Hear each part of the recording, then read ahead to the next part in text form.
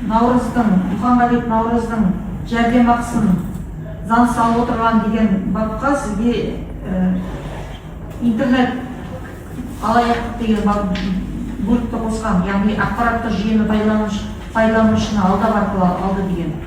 Яғни 190 баптың 2-ші бөлігінің 4-ші тармағында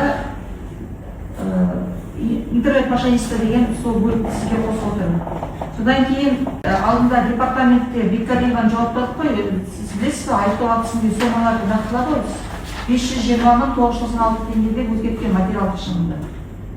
Мұхаммед Наурыздың заңсыз жәрдемақысын алып отыр деген. Келесі 350 мың теңге алған бөлігін сол күйінде қалған. Содан кейін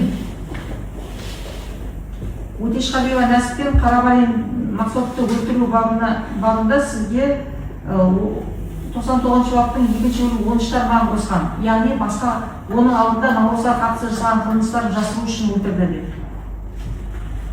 Бұдан кейін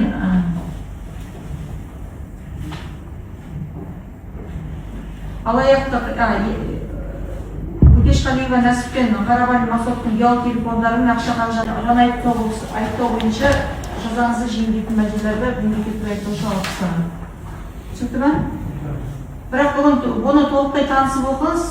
Қылмыстық процестік кодекс 341-ші бабына сәйкес сот сіздерге танысуға уақыт беруге міндетті. Жаңа айыптау актісі жарияланған кезде ақылға сыйымды мерзім береді.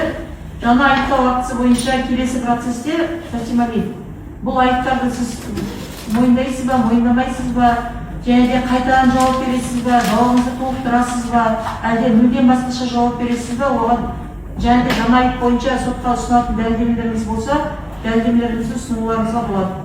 Айыптау тарабы жәбірленушілер бұл сіздерге де қатысты. Жаңа айыппен бүгін танысасыздар, оқисыздар, сосын келесі айып процесте айып бойынша пікірлеріңізді айтасыздар. Түсінікті ме? Іштеріңіздер ме? Арасында мен өтініш қойып едім, Махамбет аудандық сотының Сәрсемалиевпен ақпараттың арасында неке бұзу туралы шешімді жариялау өтінемін. Себебі қазіргі таңда жаңа айыптау актісіне сәйкес ол шешім қайда? Шешім құрмет сот бізде қазір жоқ, судебный комиссия базадан жарияласаңыз. Қатысуға оған? Қорғау тарапы? Қатысу жоқ. Қорғау тарапы? Сәрсемалиев қатысуға ма? Соттың қарауы. Махамбет аудандық сотымен Мұхаммадиева Ақтаянмен сіз аранызда неке бұзу туралы шешімді жариялау туралы отыр.